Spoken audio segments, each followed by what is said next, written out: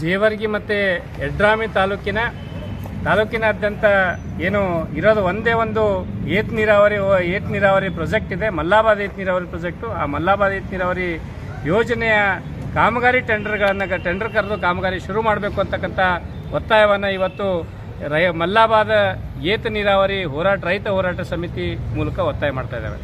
ಕಳೆದ 2 ವರ್ಷದ ಹಿಂದೆ 2023ರ ಏನು ಚುನಾವಣೆ ಬಂತು, ಚುನಾವಣೆಗಿಂತ ಮುಂಚೆ ಆದರ್ಶ ಗ್ರಾಮ ಸಮಿತಿ ಹಾಗೂ ಏನು ಎಲ್ಲ ಪ್ರಗತಿಪರ ರೈತರ ನೇತೃತ್ವವಾಗಿ ಹೋರಾಟ ನಡೆದಿತ್ತು. 87 ದಿವಸದ ಹೋರಾಟದ ಪ್ರತಿಫಲವಾಗಿ 330 ಕೋಟಿ 40 ಲಕ್ಷ ರೂಪಾಯಿ ಏನು ಮೀಸಲಾಗಿಟ್ಟಿದ್ದಾರೆ.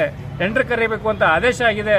ಆದರೂ ಕೂಡ ಇದುವರೆಗೂ ಈ ಸರ್ಕಾರ ಟೆಂಡರ್ ಕರೀದೇ ಇರ್ತಕ್ಕಂಥದ್ದು ನಮ್ಮ ಭಾಗದ ರೈತರಿಗೆ ಅಭಿವೃದ್ಧಿಗೆ ಮಾಡ್ತಕ್ಕಂಥ ದ್ರೋಹನೆ ಅಂತೇಳಿ ನಾವು ಪರಿಗಣಿಸಬೇಕಾಗ್ತದೆ.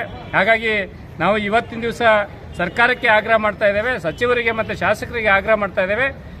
ನೀವು ಈ ಕೂಡಲೇ ಮಲ್ಲಾಬಾದ್ ಏತ ನೀರಾವರಿ ಕಾಮಗಾರಿನ ಪ್ರಾರಂಭ ಮಾಡಬೇಕು. ಪ್ರಾರಂಭ ಮಾಡದೇ ಇದ್ದರೆ ನಾವು ಚಳವಳಿಗೆ 3 ಹಂತದ ಚಳವಳಿಯನ್ನು ರೂಪಿಸಿದ್ದೇವೆ. ಮೊದಲನೇ ಹಂತದೊಳಗೆ ನಾಳೆಯಿಂದ ಸಂಬಂಧಪಟ್ಟಿರ್ತಕ್ಕಂಥ ಸಚಿವರಿಗೆ, ಶಾಸಕರಿಗೆ, ಅಧಿಕಾರಿಗಳಿಗೆ ಮನವಿ ಪತ್ರ ಕೊಡ್ತಕ್ಕಂಥದ್ದು 12ನೇ ತಾರೀಕಿಂದ 12, 13, 14, 15 ದಿವಸ 4 ದಿವಸ ಇಡೀ ಆ ಕ್ಷೇತ್ರ ತುಂಬ ಓಡಾಡಿ ಜಾಥಾವನ್ನು ನಡೆಸಿ ಅಲ್ಲಿರ್ತಕ್ಕಂಥ ರೈತರಿಗೆ ಜಾಗೃತಿ ಮೂಡಿಸ್ತಕ್ಕಂಥ ಹಂತ 2ನೇ ಹಂತದ್ದು.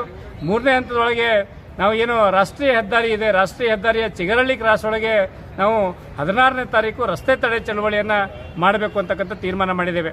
ನೀವು 15ನೇ ತಾರೀಕು ಒಳಗಡೆ ನಮ್ಮ ಸಮಸ್ಯೆನ ಬಗೆಹರಿಸದೇ ಇದ್ರೆ ಸಾವಿರಾರು ಜನ ರೈತರು ಎತ್ತು ಬಂಡಿಗಳ ಸಮೇತ ನಾವು ಅವತ್ತು ಹೋರಾಟವನ್ನು ಮಾಡ್ತೀವಿ ಅಂತಕ್ಕಂಥ ವಿಷಯವನ್ನು ಸಂಬಂಧಪಟ್ಟಿರ್ತಕ್ಕಂಥ ಎಲ್ಲರ ಗಮನಕ್ಕೆ ನಾವು ಇವತ್ತು ಪತ್ರಿಕಾಗೋಷ್ಠಿ ಮೂಲಕ ತರಬಯಸ್ತಾ ಇದ್ದೇವೆ.